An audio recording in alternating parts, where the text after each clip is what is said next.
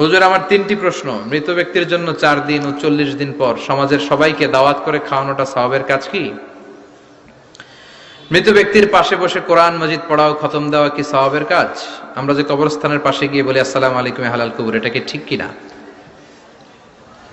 মৃত ব্যক্তির জন্য 4 দিন ও 40 দিন পর আপনারা যেটা করেন এটা বলে 40 কি বলে? সবাই একটা রমরমা ভাব নিয়ে খাইতে যায়, মনে হয় যে বিয়ের দাওয়াত খাইতে যাইতেছে। আছে না নাই? তো যে মরছে আপনি তার জন্য কাঁদবেন, দোয়াই না করবেন, এত খুশি কেন আপনাদের? আপনি খাওয়ান, খাওয়াতে দোষ নাই। আপনি মাইয়েতের রূহের মাগফিরাতের জন্য খাওয়ালে মৃত ব্যক্তির গুনাহ আল্লাহ মাফ করবে, সেটা ঠিক আছে, কিন্তু খাওয়াবেন মিসকিনদেরকে, ইয়াতীমদেরকে, তারা বেশি হকদার। এখন দেখা যায় 40 মিসকিনদের জায়গা কম, এলাকার পয়সাওয়ালা লোকেরা এসে লাইনে বসে থাকে।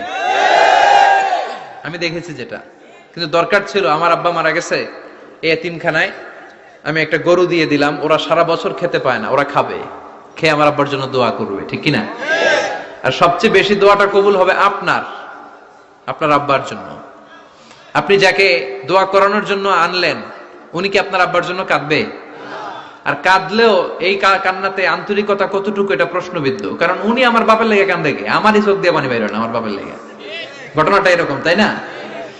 আপনার বাবার জন্য আপনি কাঁদবেন, ভাড়া করে কাউরে এনে কান্না করানোর দরকার নাই। রব্বির হামহুমা কামা রব্বায়ানি সাগীরা, আপনি দোয়া করবেন।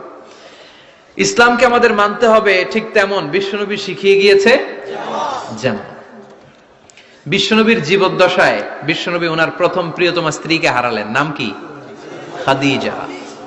এত ভালোবাসতেন এই স্ত্রীকে, আল্লাহর কাছে বলতেন, আল্লাহ কিয়ামতের দিন যেদিন মানুষ মানুষকে চিনবে না, বন্ধু বন্ধুরে চিনবে না, ভাই ভাইরে চিনবে না, পীর সাহেব মুরিদরে চিনবে না, মুরিদ পীর সাহেবরে চিনবে না, ওই কঠিন দিনে আমি যেন আমার খাদিজারে ভুলে না যাই। খাদিজাকে কবর দিয়ে বিশ্বনবী দাঁড়িয়ে রইলেন, দাফন দিয়ে দোয়া করলেন, কাঁদলেন, সবাই চলে যায়, বিশ্বনবী যায় না। সাইয়েদনা আবু বকর বললেন, ইয়া রাসূলুল্লাহ চলেন না, যাই, অনেক তো হলো।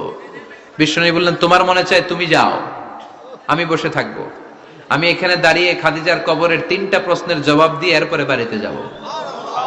সাইয়েদনা জিবরাইল এসে বললেন, ইয়া রাসূলুল্লাহ খাদিজার প্রশ্নের জবাব নিয়ে আপনার টেনশন করার দরকার নাই, আপনার কোনো টেনশন নাই, খাদিজার কবরের প্রশ্নের জবাব আরশের উপর থেকে আল্লাহ নিজেই দিয়ে দিবে।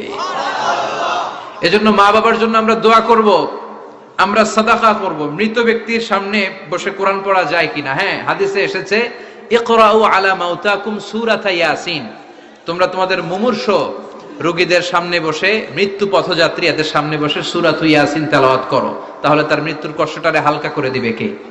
আল্লাহ পাক আমাদের সবাইকে কথাগুলো বুঝার ও আমল করার তৌফিক দান করুন।